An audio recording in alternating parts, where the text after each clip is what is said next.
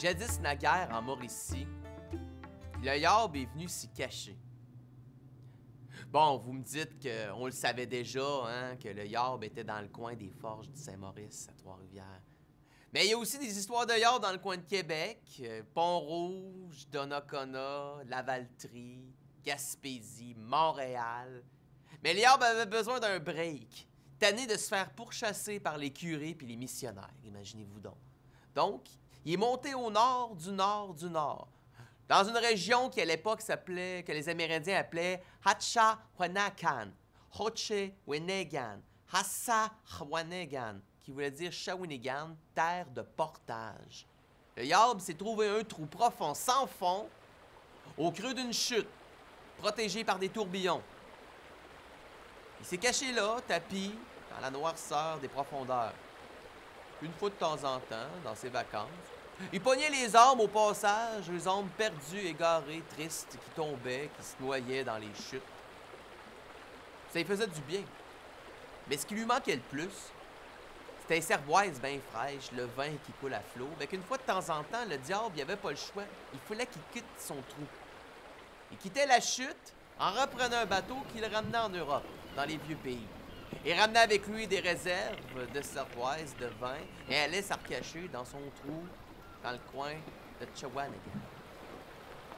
C'est à la même époque que les missionnaires de la Maison de Jésus, les Jésuites, décidèrent d'évangéliser les sauvages, les Amérindiens, pour les convertir à la religion catholique.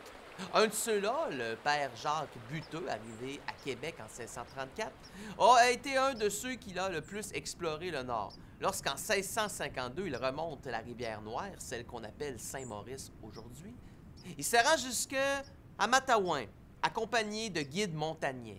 Et sur le chemin du retour, se font attaquer et pourchasser par des Iroquois, qui tuent chaque montagnais, qui bat à mort chaque montagnais, kidnappent le père Buteux pour en faire un martyr, et jusqu'à ce que mort s'ensuive.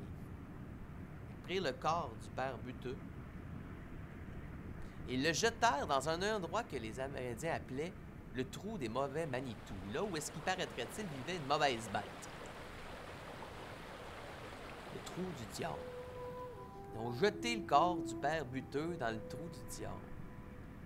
Quelle ne fut pas la surprise du diable de voir retentir l'ombre d'un curé, d'un missionnaire. Hey, ça vaut cher pour le diable. Va pouvoir m'en rassasier pour un méchant bout de temps. Hey, lumière divine qui rencontre noirceur diabolique. Imaginez, l'eau du coin, c'est comme doté d'une force, d'une puissance qui allie à la fois le ciel et l'enfer. Il y en a qui disent, depuis ce jour-là, quiconque puise de l'eau de la chute du trou du diable pour en faire un breuvage, un nectar, ce dernier sera doté des forces divines et diaboliques, faisant que ce breuvage ne pourra résister à quiconque y trempera les lèvres et sera tenté d'y retourner.